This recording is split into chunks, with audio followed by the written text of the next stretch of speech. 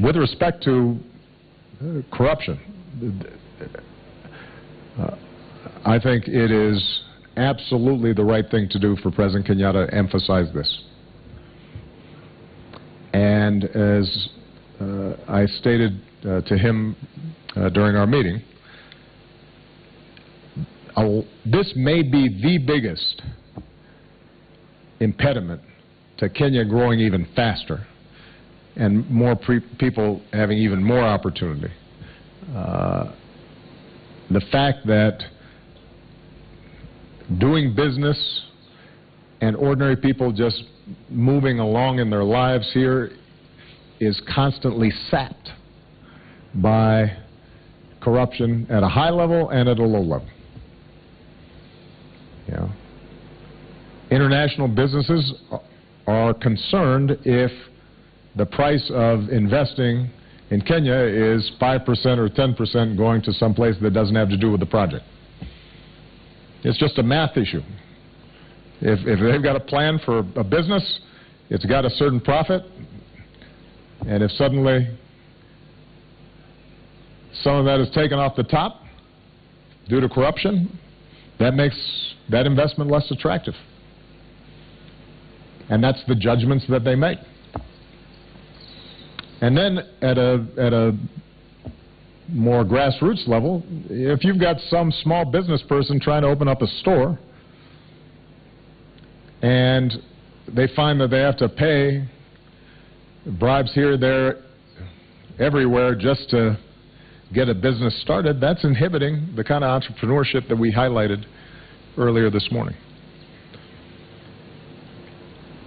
And, you know, I think President Kenyatta is serious about going after this. As I indicated to him,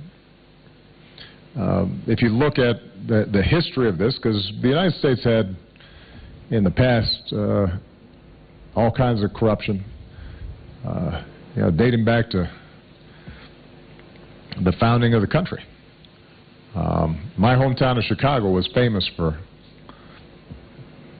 you know, Al Capone and bootleggers and bribery and police on the take.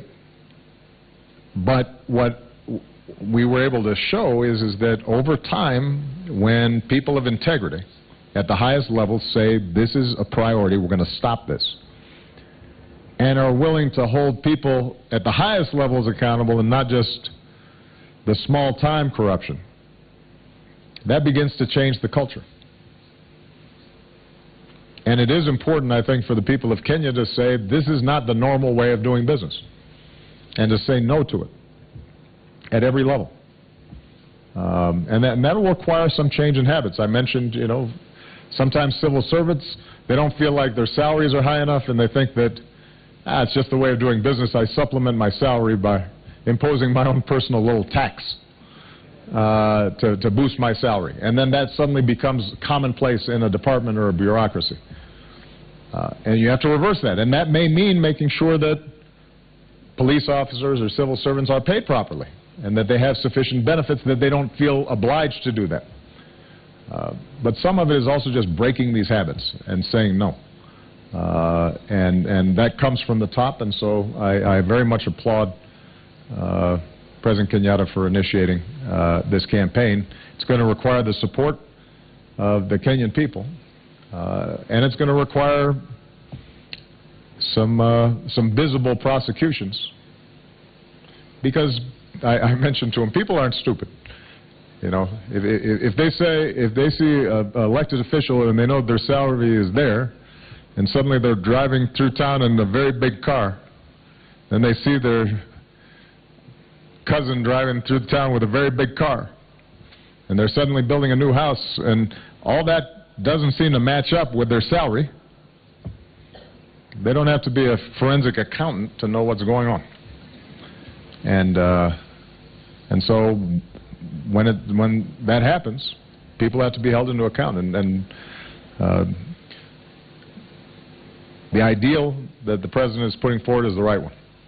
And now it's up to execution. And that won't be just the President's job alone. It will be the job of leadership, both local